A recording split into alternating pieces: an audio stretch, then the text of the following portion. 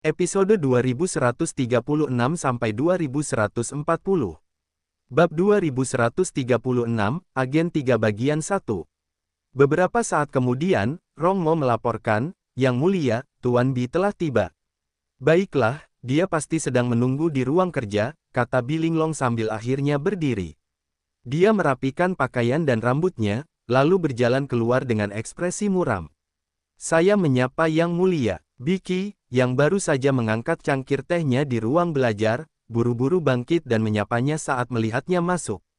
Meskipun ini adalah menantunya sendiri, ada terlalu banyak orang di istana, jadi dia tidak bisa melewatkan formalitas yang diperlukan. Bi Linglong melambaikan tangannya dan memberi isyarat agar orang lain pergi sekarang. Kemudian, dia menatapnya dengan dingin dan bertanya, apakah kamu menentang Bupati tadi malam?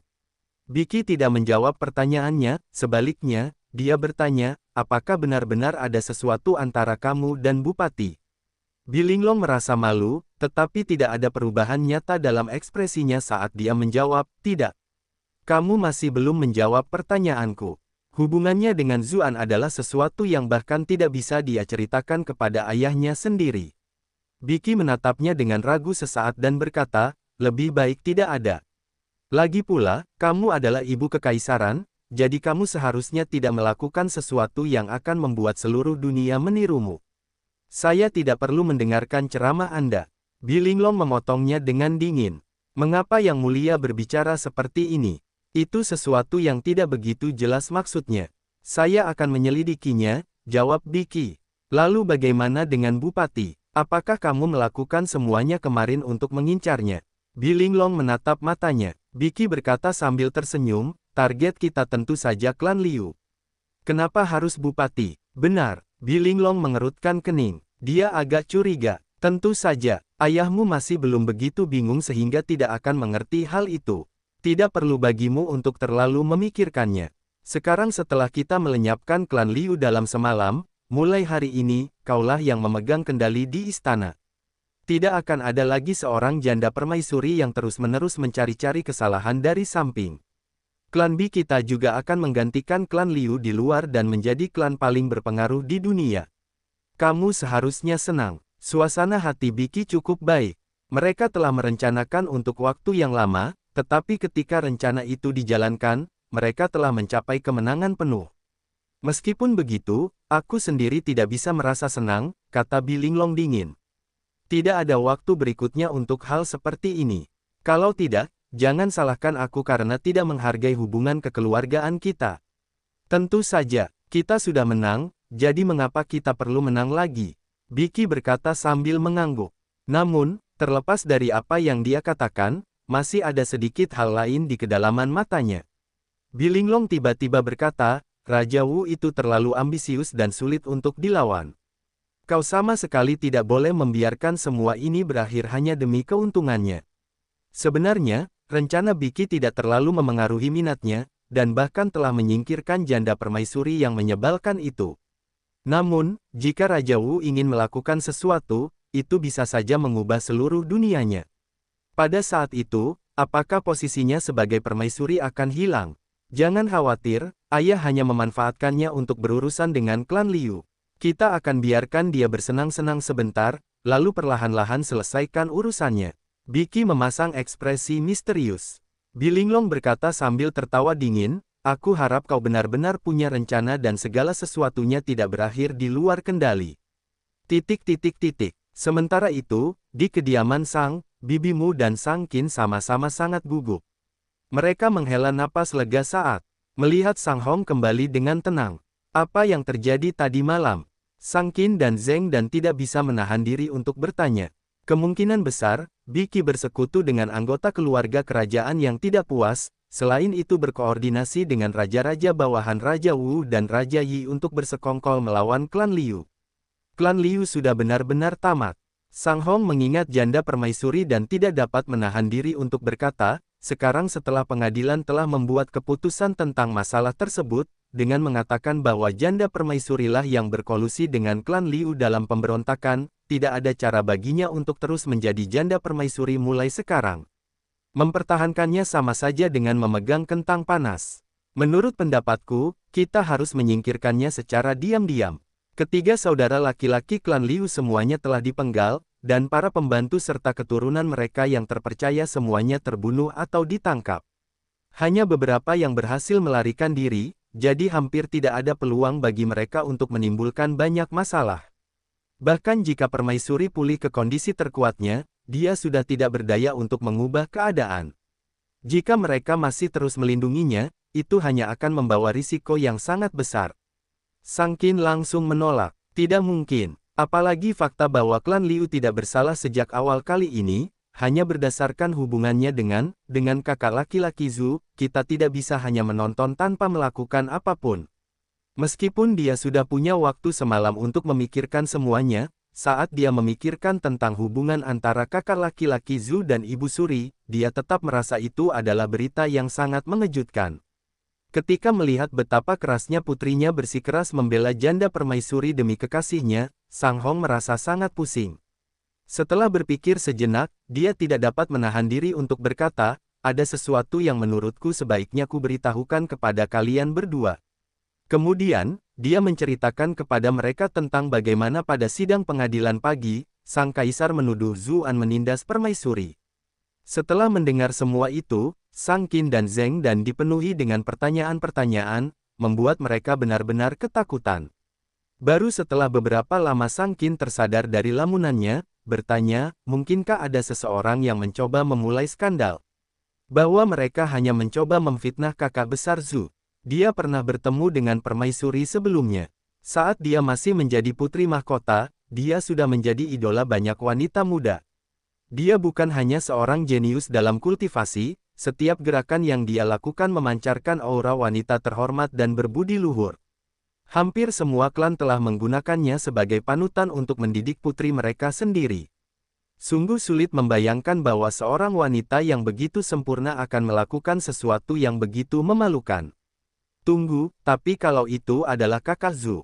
Sang Hong menatap putrinya dengan simpatik. Putrinya memang selalu cerdas, tetapi mengapa dia selalu tampak tidak memiliki apapun kecuali emosi di kepalanya setiap kali berhubungan dengan Zhu An. Setelah ragu-ragu sejenak, dia memutuskan untuk tetap menjelaskan dengan cara yang lebih bijaksana, itu memang mungkin. Meskipun, berdasarkan apa yang kita ketahui sekarang, permaisuri masih muda dan Zhu tampan sekaligus luar biasa. Lupakan kaisar bodoh itu, bahkan jika dibandingkan dengan para jenius di antara rekan-rekannya. Tidak ada yang bisa dibandingkan dengannya. Akan menjadi masalah jika Zhu hanya memiliki kultivasi yang tinggi dan tampan, tetapi yang lebih penting, dia tahu bagaimana menyenangkan wanita. Sang Hong tidak dapat menahan diri untuk tidak menatap Sang Qin dan Zheng Dan saat dia berbicara. Wajah mereka berdua memerah. Ada contoh nyata di depan mataku. Dia kemudian melanjutkan, dan itulah mengapa tidak sepenuhnya tidak terduga bahwa sang permaisuri mungkin memiliki hubungan dengannya. Sang Qin membuka mulutnya dan hendak membela kekasihnya, tetapi dia tidak tahu harus berkata apa. Zheng Dan mendengus dan berkata, tidak perlu menebak lagi. Mereka berdua pasti punya sesuatu. Sang Qin bertanya dengan rasa ingin tahu, bagaimana kamu bisa begitu yakin? Aku sangat memahaminya. Zheng Dan tidak terdengar terlalu senang. Pria itu benar-benar pria tampan. Selama dia melihat seseorang yang cantik, tidak ada wanita yang tidak berani disentuhnya.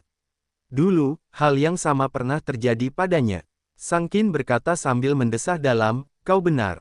Kakak Zhu memang hebat dalam segala hal, tapi dia terlalu pelin-pelan.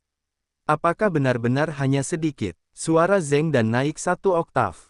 Dia bahkan berani menyentuh janda permaisuri, dan sekarang permaisuri. Tiba-tiba, dia sedikit tertegun. Dapatkan bab terbaru tentang Nov Elbj and Om. Ada sesuatu yang tampaknya tidak beres di sini. Sang Qin juga menyadari sesuatu dan bertanya dengan ekspresi aneh, apakah menurutmu permaisuri dan Ibu Suri tahu tentang hubungan Zhu An dengan pihak lain? Sang Hong juga tercengang. Dia benar-benar lupa mempertimbangkan hal itu. Mata Zheng Dan langsung membelalak dan bersinar terang saat dia bertanya, mungkin saja. Pokoknya, permaisuri dan Ibu Suri sudah bertengkar hebat mengenai banyak hal dan hampir saling mencekik. Mungkin itu semua karena kecemburuan pada Zhu. Sang Qin menggelengkan kepalanya dan berkata, tidak, sebelum kakak Zhu memasuki ibu kota, yang satu masih menjadi putri mahkota sementara yang lain masih menjadi permaisuri, dan mereka sudah tidak ada. Itu tidak ada hubungannya dengan kakak Zhu. Kenapa? Tanya Zheng Dan. Sungguh sulit dipercaya untuk membayangkan bahwa seorang wanita sempurna seperti permaisuri akan bertindak dengan kejam terhadap permaisuri jika dia tahu tentang hubungan seperti ini, kata Sang Qin sambil berpikir dalam hati. Dan aku juga percaya pada penilaian kakak Zhu. Dia mungkin tidak akan mencari wanita yang terlalu jahat. Apakah kamu sudah benar-benar kehilangan akal karena cinta? Bagaimana kamu bisa menggunakan hal seperti itu sebagai alasan? Zheng Dan menjawab dengan tercengang. Meskipun begitu, meskipun itu yang dikatakannya, dia tetap mengakui analisis Sang Qin. Faktanya, sampai taraf tertentu, dia juga memiliki rasa percaya yang aneh terhadap Zuan. Berbagai tanda dari pengadilan tampaknya menunjukkan bahwa tidak ada pihak yang mengetahui tentang hubungan tingkat ini, kata Sang Hong, setelah memikirkan hal-hal yang terjadi dan mencapai suatu kesimpulan. Masalah utamanya sekarang adalah, haruskah kita memberitahu janda permaisuri tentang hal ini? Ekspresi kedua wanita itu langsung berubah drastis ketika mendengar pertanyaan itu.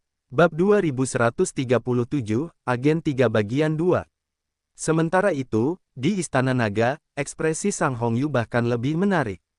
Matanya kehilangan fokus. Dia merasa seolah-olah dia telah terbang langsung ke surga pada suatu saat, lalu jatuh ke jurang pada saat berikutnya. Dia tidak pernah tahu bahwa lututnya sendiri bisa diangkat setinggi itu. Lututnya ditekan tepat ke wajahnya. Setelah beberapa lama berlalu, meskipun Sang Hongyu hampir selalu berteriak, kali ini Zuan yang berteriak. Seolah-olah dia telah melihat sesuatu yang sangat mengejutkan. Ekor ikan berwarna merah cerah tiba-tiba muncul di atas hamparan batu giok putih. Sang Hongyu hampir menangis terseduh-seduh ketika berkata, ini semua salahmu karena aku tidak bisa mengendalikan diri lagi. Aku akan segera mengubahnya kembali. Zuan segera menghentikannya. Jangan berubah lagi, biarkan saja seperti ini. Sang Hongyu tercengang. Dia segera menyadari apa yang sedang terjadi dan tidak dapat menahan diri untuk berteriak, dasar mesum. Namun, dia tetap mendengarkan Zuan dan tidak berubah kembali menjadi wujud manusianya.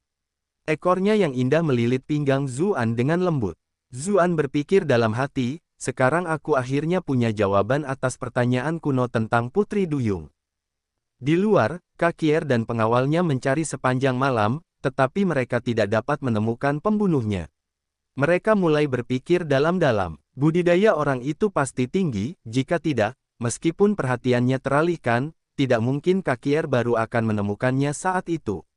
Selain itu, pemahaman orang tentang Istana Naga sangat tinggi dan mereka memiliki beberapa harta karun khusus.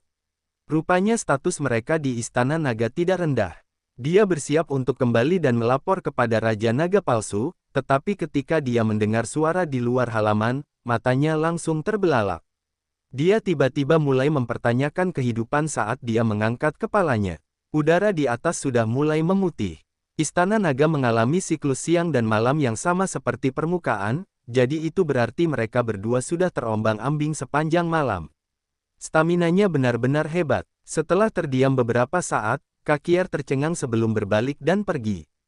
Dia tidak tertarik dengan hal semacam ini. Ketika dia mendengar betapa ratu itu sangat terlibat, dia tahu bahwa ratu itu sudah sepenuhnya takluk. Dia tidak perlu khawatir lagi. Keesokan paginya, Zuan meninggalkan Istana Kristal. Dia memastikan untuk memerintahkan para pelayan agar tidak membangunkan ratu dan membiarkan tidur lebih lama. Para pembantu itu menjawab bahwa mereka mengerti sambil menatapnya dengan mata terbelalak. Raja Naga terlalu kuat, kan? Mereka terus bertarung sepanjang malam. Mungkin hanya seseorang seperti ratu dengan kultivasi dan konstitusi seperti dia yang dapat bertahan selama itu, bukan? Jika itu adalah pelayan istana yang lemah seperti kita mungkin sudah lama ditumbuk menjadi pasta. Ketika dia merasakan keterkejutan dan tatapan kagum di mata para dayang istana, Zuan juga sedikit malu. Sudah lama sejak dia benar-benar mengerahkan seluruh kemampuannya seperti tadi malam.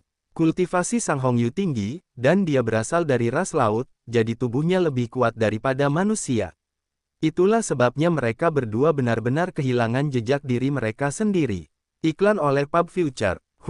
Aku jadi bertanya-tanya apakah ini cukup bagus. Aku tidak tahu apakah Raja Naga Palsu itu punya stamina sebanyak ini. Aku tidak akan ketahuan karena ini, kan? Zuan selesai mencuci piring dengan bantuan para pelayan dan menyelesaikan sarapan. Banyak dari mereka menatapnya dengan pandangan aneh sepanjang waktu, seolah-olah mereka mengisyaratkan sesuatu. Sejujurnya, semua pelayan ini telah dipilih dengan sangat hati-hati, karena mereka semua cantik. Namun setelah apa yang telah dialaminya dengan Ratu Putri Duyung tadi malam, bagaimana mereka bisa membuatnya merasakan sesuatu? Tiba-tiba, Kak Kier berjalan ke aula samping. Ia melambaikan tangannya, memberi isyarat agar para pelayan pergi. Zuan terkejut. Tampaknya orang-orang di istana ini mendengarkan perintah Kak Kier. Seolah-olah dia adalah Raja Naga yang sebenarnya. Kak Kier menatapnya. Sementara Zuan khawatir, bertanya-tanya apakah dia telah mengekspos dirinya sendiri. Kak Kier tiba-tiba bertanya, tadi malam, bagaimana? Zuan tidak tahu apakah harus tertawa atau menangis. Dia tidak menyangka Kak Kier akan menanyakan pertanyaan seperti itu. Meskipun dia tidak suka membicarakan saat-saat intimnya dengan wanita dengan pria lain, situasinya berbeda kali ini, jadi dia hanya bisa meniru ekspresi Raja Naga Palsu dan berkata, "Pengalaman ilahi tentu saja, sesuatu yang tidak bisa kamu hentikan bahkan jika kamu menginginkannya." Baca bab selanjutnya di novel.co per meter only. Segala macam kejadian dari tadi malam tak dapat dielakkan muncul dalam benaknya. Ratu Putri Duyung yang duduk di atasnya, tatapan memohon di matanya, goyangan ekornya yang lembut yang benar-benar licin seperti air. Jika bukan karena keterampilannya yang luar biasa, dia mungkin tidak akan mampu menahan gerakan goyangannya. Kak Kier mengangguk. Ratu Putri Duyung mungkin tampak sopan dan bermartabat di permukaan, tetapi dia memiliki tubuh yang sangat menggoda. Sekarang setelah diaktifkan sepenuhnya, dia tidak akan bisa kembali seperti semula. Kamu telah menyelesaikan misimu dengan sangat baik kemarin, hanya saja, dia mengganti topik pembicaraan dan menatap Zuan dengan curiga, lalu bertanya, kapan kamu menjadi begitu tangguh? Kamu mampu bertahan sepanjang malam. Kau tahu betul betapa langkanya kesempatan ini. Lagi pula, ratu itu terlalu baik. Jika pria lain yang berada dalam situasi seperti itu, mereka mungkin akan memasukkan bola mereka juga. Zuan berhenti sejenak sebelum berkata, tentu saja, aku juga memastikan untuk menyiapkan beberapa obat untuk diriku sendiri sebelumnya. Kuharap Sang Hongyu tidak mendengarku. Kalau tidak, akan lebih aneh kalau dia tidak marah dan menggigitku. Haha, deskripsimu cukup menarik. Bahkan orang sepertiku yang tidak tertarik pada wanita harus mengakui bahwa kau benar. Kak Kier terkekeh. Setelah jeda, dia bertanya sambil berpura-pura tidak tertarik, ku dengar kau menyelidiki keberadaan Sang Liu Yu kemarin. Meskipun Kak Kier berbicara dengan santai, Zuan tetap waspada. Entah mengapa, dia secara tidak sadar merasa bahwa itu adalah pertanyaan yang berbahaya.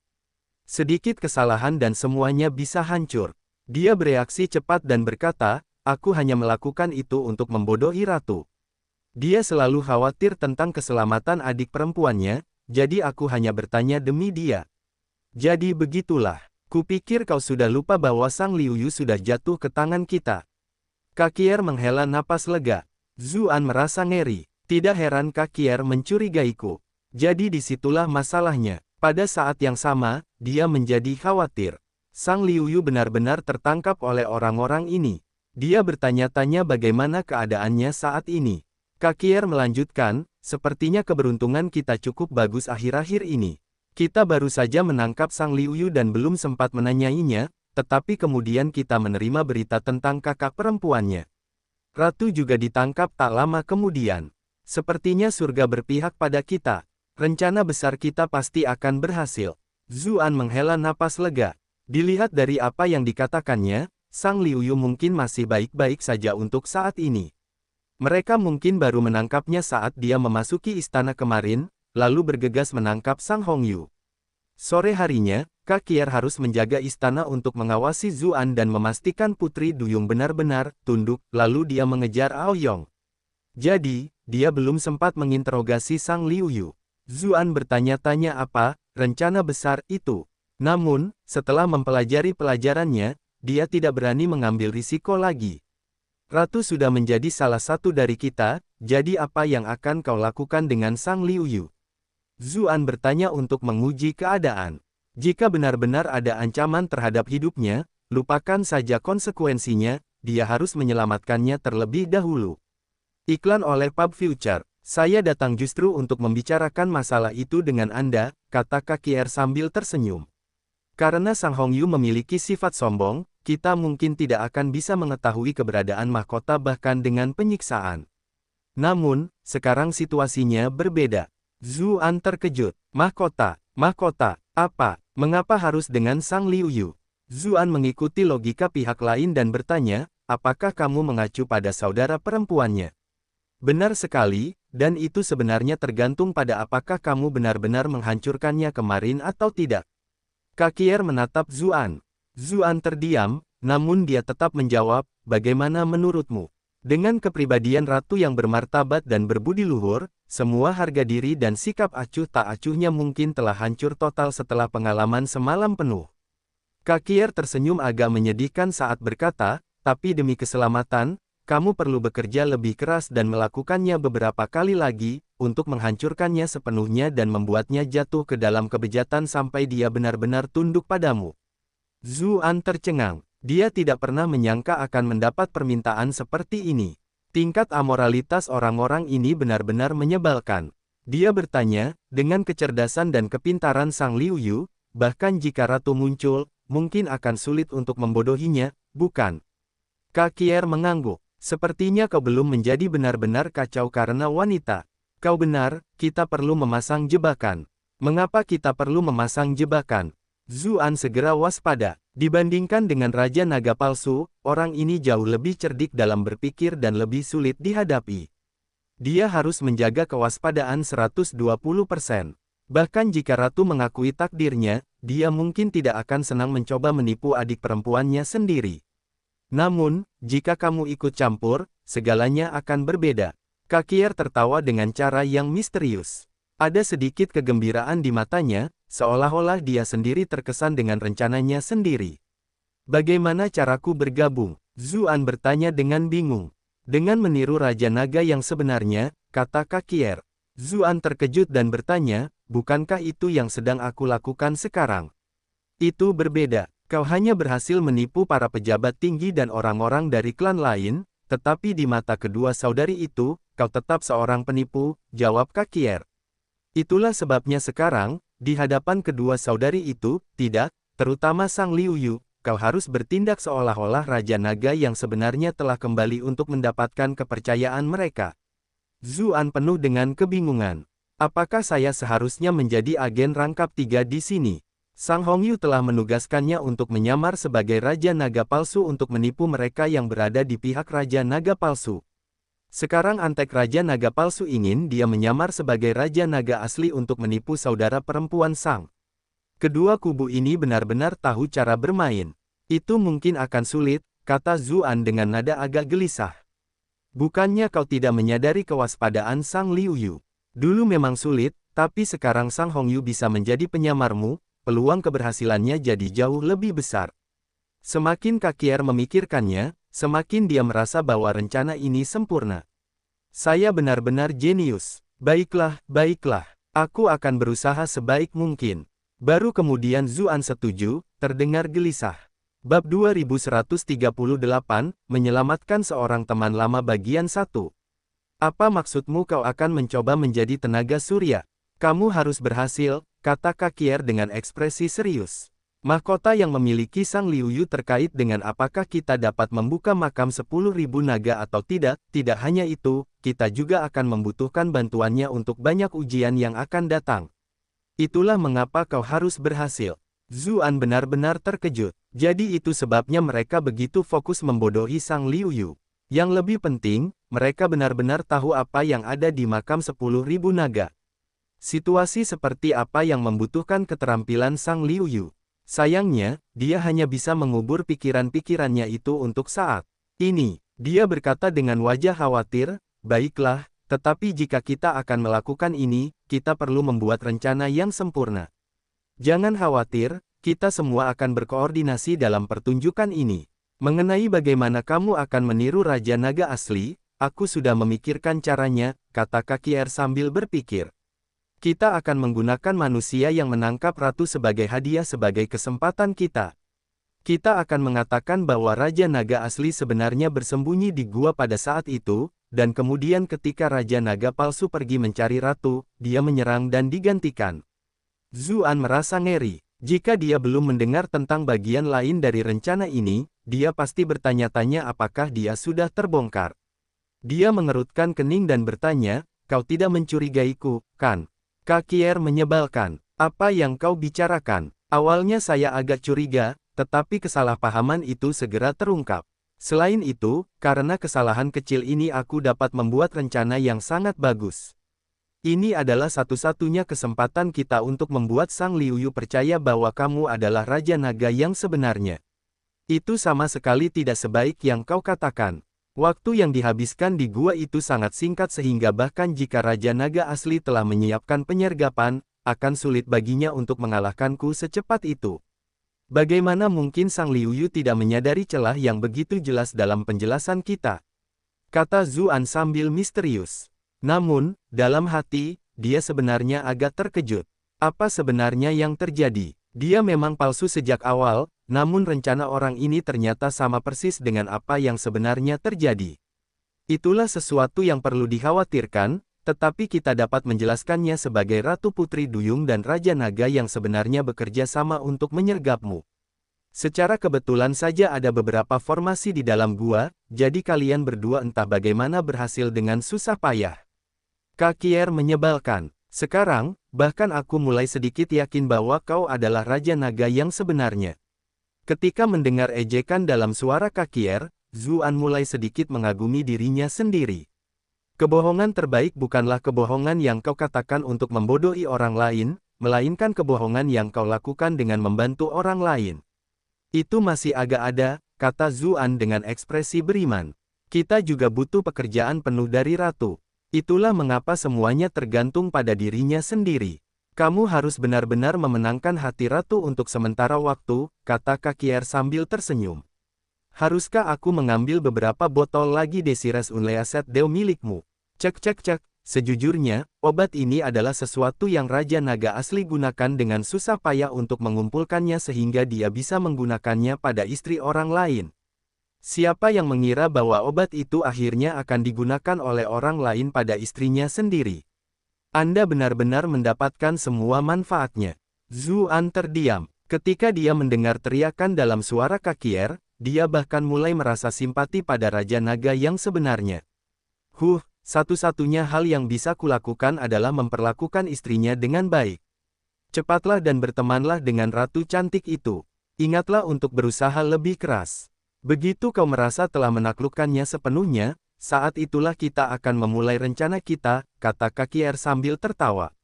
Zuan berpikir sejenak sebelum berkata, pastikan untuk mengirim seseorang untuk menjaga Sang Liuyu dengan baik dan jangan menyiksanya. Dengan begitu, dia akan berpikir bahwa Raja Naga yang sebenarnya diam-diam membantunya. Matamu akan bersinar. Dia mengangguk dan berkata, itu bukan saran yang buruk. Ayo kita lakukan. Sudah waktunya bagi kita untuk mulai mempersiapkan segalanya. Zuan menghela napas lega saat mendengar persetujuannya. Kemudian, atas desakan Kakier, dia tidak punya pilihan selain kembali ke kamar tidur. Sang Hongyu duduk di ujung tempat tidur dengan agak malas dan meringis wajahnya sambil menghadap cermin. Ia tampak santai dan memukau, tetapi ia tampak sedikit linglung saat menopang dagunya, seolah-olah sedang memikirkan sesuatu. Kemudian, ekspresi kompleks muncul di wajahnya, mengandung kebencian tetapi juga rasa manis. Ketika dia melihat Zuan masuk, dia berkata sambil memalukan, keluar. Aku tidak ingin melihatmu. Namun, kata-kata itu diucapkan agar didengar oleh para pelayan. Selimutnya disingkirkan, memperlihatkan kulitnya yang seputih satin. Hanya saja, kulitnya yang biasanya cerah kini dipenuhi beberapa noda merah, akibat aktivitas kasar mereka sepanjang malam. Zuan mengucapkan tangannya, memberi isyarat agar pelayan mundur untuk saat ini. Kemudian, dia duduk di sampingnya dan berkata, aktingmu cukup bagus. Baca bab selanjutnya di novel.co per meter hanya. Ketika dia merasakan kedekatannya, sedikit ketakutan melintas di mata Sang Hongyu. Dia secara naluriah menyingkapkan sesuatu, seolah-olah dia khawatir dia akan melakukan sesuatu padanya lagi. Akan tetapi, alisnya yang berkerut membuatnya bergerak. Tubuhnya tidak bisa menahan diri untuk tidak menjadi kaku. Zuan dengan cepat mencoba membantunya saat melihat gerakan yang tidak wajar itu dan bertanya dengan khawatir, "Ada apa? Kamu masih berani bertanya seperti itu?" Sang Hongyu memutar matanya. "Bagaimana kamu memperlakukanku kemarin? Kamu benar-benar pria yang kasar, kamu sama sekali tidak menghargai dirimu sendiri." Dia bahkan mulai bertanya-tanya apakah dia benar-benar manusia. Baik atau buruk, dia memang memiliki tubuh seorang Grandmaster, dan dia juga seorang wanita dewasa, namun dia masih saja mengalami kondisi yang tragis di akhir hidupnya. Zuan dengan lembut membelai dagu rampingnya. "Meskipun kamu tidak mengakuinya, tubuhmu memberitahuku bahwa kamu menyukai apa yang terjadi tadi malam." Sang Hongyu benar-benar malu. Dia terus memukulnya pelan. "Kau, sikap sopanmu sebelumnya benar-benar hanya akting. Aku benar-benar terseret oleh rencana jahatmu." Zuan menjawab dengan tidak sabar, "Akulah yang dipaksa mengikuti rencanamu, oke? Kaulah yang terus menggodaku dengan berbagai cara." Wanita ini terus saja menggodaku untuk kesenangannya sendiri. Meskipun dia masih bisa menahannya, dia tidak bisa menahan hasrat yang terpendam dalam dirinya. Dan tadi malam, semuanya telah terbebas sepenuhnya. Sebagian darinya, tentu saja, adalah balasan atas semua ejekan yang telah dilakukan Sang Hongyu. Dia ingin melihat apakah Sang Hongyu masih akan terus merasa bangga pada dirinya sendiri saat melakukan hal-hal itu. Benar saja, tidak banyak bukti yang mendukung provokasinya. Peran penyerang dan pembela dengan cepat tertukar. "Kau memang terlalu ahli dalam hal itu. Aku benar-benar tertipu oleh penampilanmu yang tidak berbahaya." Pipi Sang Hongyu memerah. Ia bahkan tidak akan berani berpikir untuk menggodanya jika ia tahu betapa buasnya dia sebagai karnivora. Ia berkata dengan gusar, "Tidak heran kau punya begitu banyak kekasih di sekitarmu. Kau pasti membuat mereka benar-benar lengah dengan perilakumu yang polos dan tidak berbahaya, lalu menelan mereka semua." Aku harus memberitahu adik perempuanku agar ia tetap waspada di sekitarmu dan tidak tertipu oleh tipuanmu." Ketika mendengar dia menyebut Sang Liuyu, ekspresi Zuan berubah serius. Dia berkata, "Sang Liuyu ditangkap oleh orang-orang itu." "Apa?" Mata Sang Hongyu yang tadinya penuh pesona langsung menjadi jernih. Dia bertanya dengan gugup, "Bagaimana keadaannya sekarang? Apakah dia menerima perlakuan tidak adil? Kita harus bergegas dan menyelamatkannya." Ketika melihat betapa gugupnya dia, Zuan dapat merasakan cinta persaudaraan sejati di antara mereka. Dia menjawab, "Jangan khawatir. Dia masih baik-baik saja untuk saat ini. Mereka kemungkinan besar baru menangkap Sang Liuyu pada hari aku memasuki Istana Naga. Mereka belum sempat melakukan apapun padanya. Tapi sekarang dia sudah ditangkap oleh orang-orang itu, dia akan selalu dalam bahaya." Saat itu, Sang Hongyu tertegun dan bertanya, "Tunggu, bagaimana kamu tahu begitu banyak tentang itu?" "Tentu saja Kakier yang mengatakannya padaku." Zuan terkekeh. "Alasan mengapa aku bisa mendapatkan kepercayaannya sepenuhnya adalah berkat penampilanmu yang penuh semangat tadi malam." Sang Hongyu berseru, "Aku akan mati karena malu." Bab 2139, Menyelamatkan Seorang Teman Lama Bagian 2. "Aku harus membayangkan apa adanya, kan?" Zuan tertawa dan berkata, "Sebenarnya aku sudah gila sejak awal. Untungnya, kejadian kemarin berhasil menghilangkan kekhawatirannya." Kemudian, dia menceritakan bagaimana pertanyaannya kepada pejabat tinggi tentang keberadaan Sang Liuyu yang telah memancing kecurigaan Kakier, dan itulah mengapa dia menggunakan embun keinginan terbebaskan untuk mengujinya. Mata Sang Hongyu membelalak saat mendengar semuanya. Setelah terdiam beberapa saat, dia bergumam, "Kenapa hanya aku yang terluka? Apa maksudmu, sakit? Aku sudah memastikan untuk merawatmu sepanjang perjalanan tadi malam. Luka-lukamu seharusnya sudah hampir sembuh," kata Zuan. "Kau." Wajah Sang Hongyu begitu merah hingga secepatnya keluar dari atas kepalanya. Biasanya, dengan kepribadiannya yang lembut namun penuh gairah, dia tidak akan merasa malu seperti ini. Dia sudah menyelesaikan persiapan mentalnya sebelumnya, dan dia juga memiliki perasaan positif terhadapnya. Namun, itu tidak berarti dia bisa menahan intensitas brutal tadi malam. Semua sikap acuh tak acuh dan harga dirinya hancur total oleh pria ini, dan bahkan bentuk dalam dirinya. Ada beberapa kali dia bahkan kehilangan kesadaran, tetapi kemudian ketika dia bangun, dia menghadapi lebih banyak gelombang dan gelombang pukulan. Dia tidak dapat menahan diri untuk tidak menangis beberapa kali, namun, itu bukan karena rasa sakit, melainkan semacam kegembiraan dan pelepasan. Sang Hongyu tidak pernah merasa begitu lemah sebelumnya, seolah-olah dia hanyalah mainannya. Jika dia menginginkan hidupnya, dia akan hidup, jika dia menginginkannya mati, dia akan mati. Dia tahu betul bahwa setelah tadi malam, dia tidak akan pernah melupakan pria ini selama sisa hidupnya, atau bahkan 10 kehidupan jika dia bisa hidup selama itu. Dia telah sepenuhnya berubah menjadi pria itu. Hicks. Memalukan sekali. Meski begitu, dia adalah Ratu Ras Samudra dan memiliki banyak pengalaman. Dia adalah wanita dewasa. Dia mencoba tenaga surya untuk menenangkan diri dan mencoba mendapatkan kembali kendali seperti sebelumnya. Akhirnya aku mengerti mengapa kultivasimu begitu tinggi. Itu sebetulnya karena bakatmu yang luar biasa. Kamu mungkin satu-satunya yang memiliki kualitas ini di seluruh dunia. Efek dari teknik aneh itu memang luar biasa, tetapi saripati darah dari bakat transenden itu sangat menyehatkan. Pengalaman tadi malam telah memberikan manfaat yang setara dengan berlatih selama bertahun-tahun. Tidak heran banyak wanita yang tergila-gila padanya. Mereka semua adalah wanita jalan yang hanya menginginkan tubuhnya. Zuan menyebalkan dan tidak mau repot-repot menjelaskan. Meskipun konstitusi bakat darah transenden berguna, alasan mengapa dia mampu mencapai keadaannya saat ini adalah karena dia selalu menghindari ambang kematian. Begitulah caranya dia terus maju dan berkembang. Setelah memeluknya beberapa saat, Zuan bertanya, ngomong-ngomong, apakah Sang Liuyu punya semacam mahkota? Jenis yang bisa membuka makam 10.000 naga. By Pub Future. Ketika mendengar apa yang dikatakannya, Sang Hongyu menggertakkan giginya. Kota apa lagi yang bisa digunakan? Tentu saja itu adalah mahkota Raja Naga, simbol kekuasaan dan prestise bagi penguasa ras laut, lambang terbesar dari generasi Raja Naga berikutnya. Mahkota itu hanya pernah dikeluarkan selama kenaikan tahta, pernikahan, dan upacara seremonial yang langka. Persembahan upacara, pikir Zuan, tidak heran dibutuhkan mahkota untuk membuka makam 10.000 raja.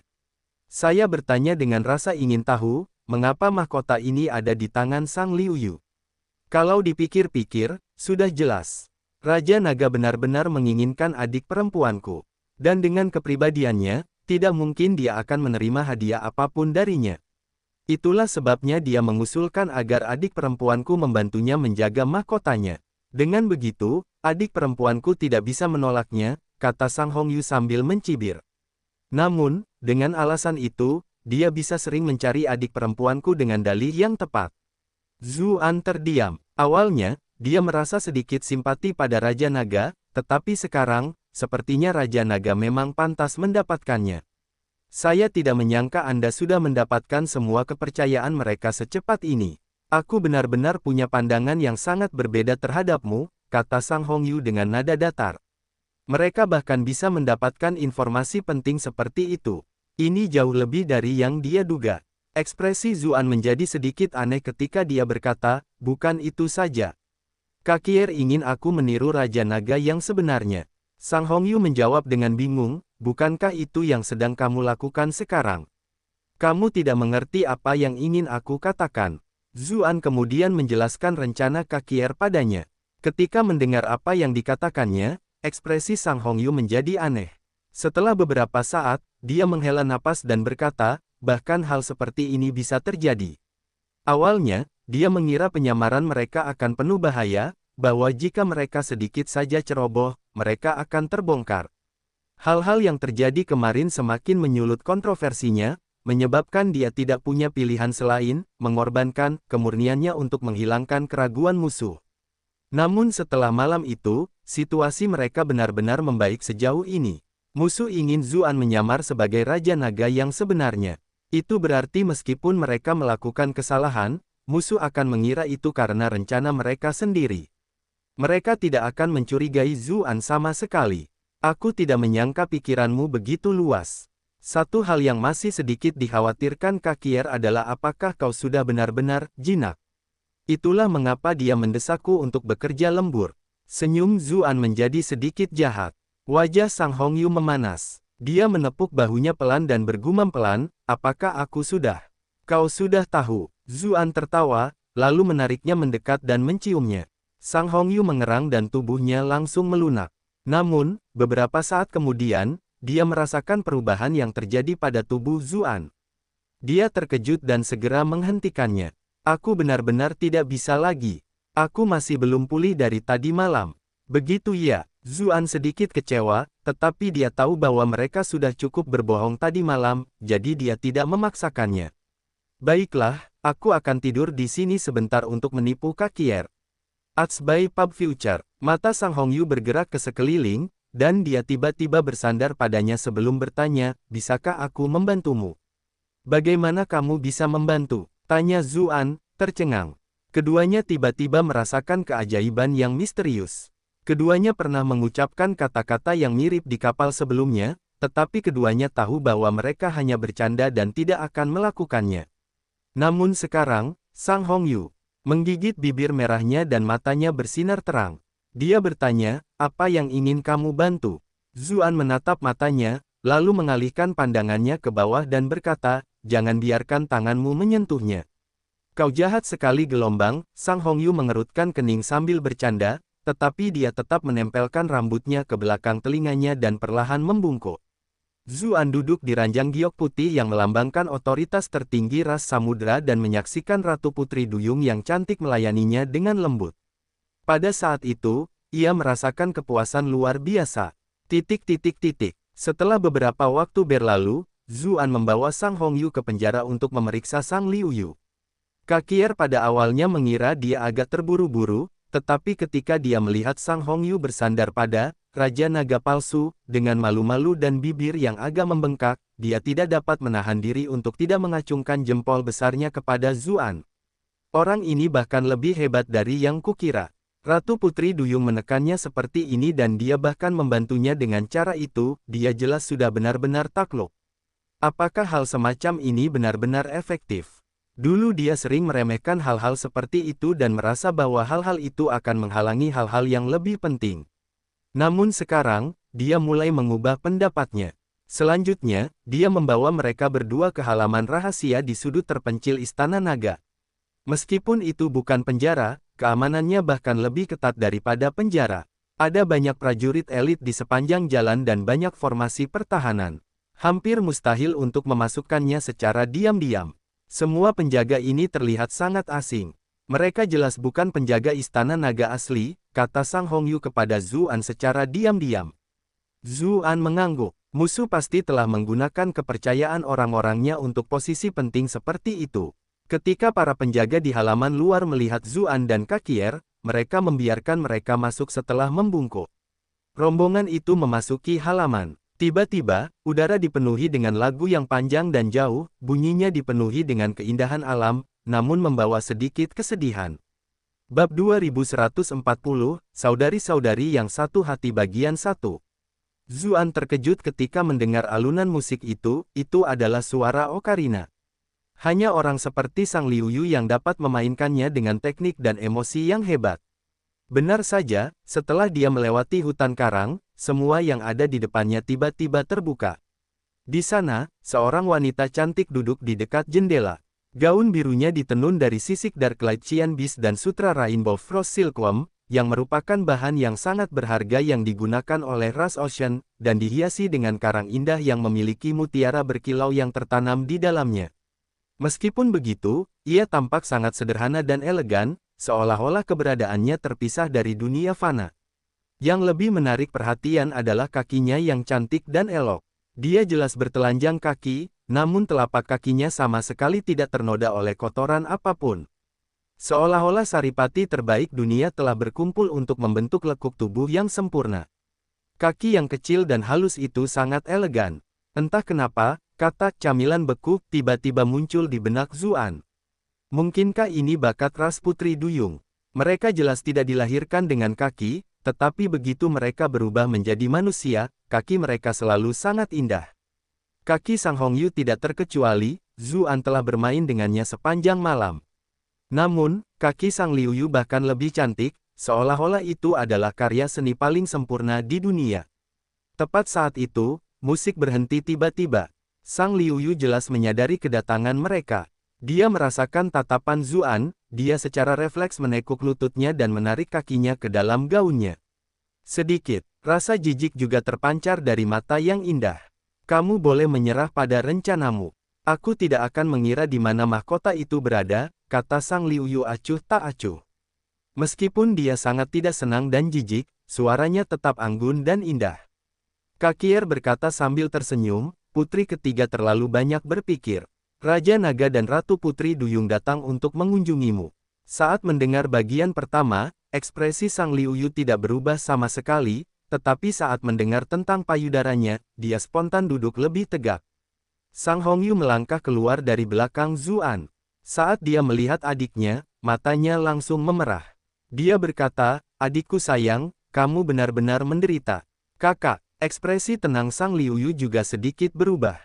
Lapisan kabut air yang menutupi mata kedua adiknya itu pun dengan cepat berpelukan. Kakak, kamu juga ketahuan sama orang-orang ini. Sang Liuyu bertanya dengan khawatir sambil membantu kakaknya menyembunyikan air mata di sudut matanya. Akan tetapi, sebenarnya pertanyaan itu tidak perlu diajukan sama sekali, karena situasi saat ini sudah cukup jelas. Benar saja, Kakier berkata, Ratu telah setuju untuk bekerja sama dengan kita. Putri harus meninggalkan kebiasaanmu yang salah dan berubah juga. Apa maksudmu dengan cara yang salah? Sang Liuyu berkata sambil mencibir. Ekspresi Kakier berubah. Lebih baik kau bangun dan menyadari kenyataan. Kalau bukan karena rasa hormatmu pada Raja Naga dan Ratu Putri Duyung, apa kau pikir kau akan diizinkan memainkan alat musikmu dengan santai di sini seperti ini? Sang Liuyu sama sekali tidak menghiraukan Zuan dan malah memegang tangan Sang Hongyu. Kakak, kamu benar-benar mengalami masa sulit. Dia mengira bahwa semua kenyamanan yang dinikmatinya adalah karena pekerjaan kakak perempuannya. Dia tidak tahu betapa besar harga yang harus dibayar Sang Hongyu dalam situasi yang mengerikan seperti itu. Sang Hongyu menggelengkan kepalanya sedikit. Tidak sulit, sama sekali tidak. Kenyataannya, apa yang dikatakannya adalah kebenaran. Sejujurnya, dengan Zuan di sini, dia benar-benar tidak menderita sama sekali, dan malah mengalami banyak kegembiraan. Namun bagi Sang Liuyu, hal itu hanya membuatnya berpikir bahwa kakak perempuannya telah lebih menderita, namun tetap memaksakan diri untuk mengatakan sebaliknya agar tidak khawatir. Ia langsung merasa sedih dan patah hati. Matanya juga berkaca-kaca. Sang Hongyu berbalik dan berkata kepada Zuan dan Kakier, aku ingin berbicara dengan adik perempuanku sendirian. Kakier mendengus. Sama saja jika kau mengatakannya sekarang. Dia jelas tidak setuju dengan pemikiran membiarkan mereka berdua tinggal bersama. Saat itu, Zuan angkat bicara dan berkata, akhirnya kedua saudari ini bersatu kembali dan pasti ada banyak hal pribadi yang ingin mereka bicarakan satu sama lain. Biarkan mereka menghabiskan waktu untuk berbicara satu sama lain, dan kemudian kita bisa membicarakan hal-hal yang lebih penting. Kakier ragu-ragu, tetapi kemudian dengan enggan setuju. Baiklah, karena itulah yang dikatakan Raja Naga, maka kalian berdua bisa tinggal bersama sebentar. Sang Liuyu mencibir. Dia jelas tidak percaya ketika dia menyebut Zuan sebagai Raja Naga. Kakier mengerutkan kening. Dia berjalan keluar halaman bersama Zuan dan berkata pelan, efeknya sepertinya tidak begitu bagus. Semua ini merupakan tindakan yang disengaja antara dia dan Zuan, tetapi Sang Liuyu tampaknya tidak terlalu yakin. Zuan tersenyum. Jangan panik, semua ini hanya persiapan agar Sang Liuyu nanti tiba-tiba menyadari bahwa aku sebenarnya diam-diam membantunya. Kakier mengangguk. Benar, kurasa aku terlalu tidak sabar. Sekarang kita harus melihat apakah Ratu bisa meyakinkan putri ketiga. Kemudian, indera keilahiannya segera meluas hingga meliputi seluruh halaman. Setiap kata dan tindakan orang-orang di dalam berada dalam deteksinya. Itulah sebagian alasan mengapa dia bersedia keluar. Dua orang di dalam mungkin tidak tahu bahwa kekuatannya yang sebenarnya sebesar ini, memberinya kesempatan sempurna untuk memeriksa apakah mereka masih menyembunyikan sesuatu darinya. Sang Hongyu memegang tangan adik perempuannya saat mereka masuk ke ruang dalam. Sang Liuyu tiba-tiba bertanya dengan rasa ingin tahu, kakak, mengapa mulutmu bengkak? Suaramu juga sepertinya agak kasar. Di luar, Kakier tidak bisa menahan diri untuk tidak menatap Zuan. Ekspresinya agak aneh saat dia mengacungkan jempol. Zuan tertawa kecil, seakan-akan dia bangga terhadap dirinya sendiri, tetapi sebenarnya dia sangat malu di dalam hati. Sang Hongyu yang merasa bersalah khawatir adik perempuannya akan terus bertanya tentang hal itu, jadi dia dengan cemas membantu Sang Liuyu menyisir rambutnya sambil mengganti topik pembicaraan. Adik kecil, kamu tidak terluka, kan? Tidak, baru beberapa hari sejak aku ditangkap. Awalnya, Raja Naga Palsu itu berencana untuk menginterogasiku, tetapi kemudian seorang utusan datang, dan setelah mendengar pesan itu, dia pergi dengan tergesa-gesa, kemungkinan besar dia tertahan oleh sesuatu. Dia belum sempat melakukan apapun padaku, kata Sang Liuyu dengan tenang, seolah-olah bahaya seperti itu sama sekali tidak ada hubungannya dengan dirinya. Kurasa aku tahu alasannya, Sang Hongyu hendak mengatakan sesuatu ketika dia berhenti dan bertanya, benar, bagaimana kamu ditangkap? Beberapa hari yang lalu, saya sedang berkeliling mencari lagu-lagu kuno ketika tiba-tiba saya mendengar tentang perintah penangkapan Anda, jawab Sang Liuyu. Meskipun hubungan Anda dengan saudara ipar tidak begitu baik, Anda tetap memperlakukan satu sama lain dengan penuh rasa hormat sebagai suami istri, namun keadaan menjadi sangat tidak terkendali. Itu berarti sesuatu yang besar telah terjadi sehingga keadaan menjadi seperti itu. Kesimpulan yang kudapat adalah bukan kamu yang salah, melainkan saudara iparmu. Orang yang terpaksa melarikan diri sebagai buronan adalah kamu, yang berarti pasti ada yang salah dengan Raja Naga. Itulah sebabnya aku memilih untuk tidak kembali ke Istana Naga. Mendengar analisis tenang sang kakak, Sang Hongyu berkata sambil mendesah kagum, seperti yang diharapkan darimu. Adik perempuannya, seperti biasa, berkepala dingin dan dapat diandalkan. Sang Liuyu tiba-tiba berkata sambil terkekeh, semua orang di Ocean Rache bertanya-tanya apa yang terjadi padamu, dan beberapa rumor itu cukup menggelikan. Mereka benar-benar mengatakan bahwa kakak ipar memergokimu berselingkuh dengan Zuan, jadi itulah sebabnya dia mengejar kalian berdua dengan marah. Itulah satu-satunya hal yang didengarnya baru-baru ini yang membuatnya tertawa. Imajinasi orang-orang itu memang liar, tetapi kesimpulan mereka setidaknya masuk akal. Sang Hongyu terkekeh malu. Mungkin itu hanya candaan sebelumnya, tetapi setelah apa yang terjadi tadi malam, rumor itu menjadi kenyataan. Duh, aku bahkan tidak tahu bagaimana cara menceritakan hal ini kepada adikku nanti. Itu terutama karena reputasi Ahzu benar-benar buruk dan dia benar-benar akan melakukan hal seperti itu.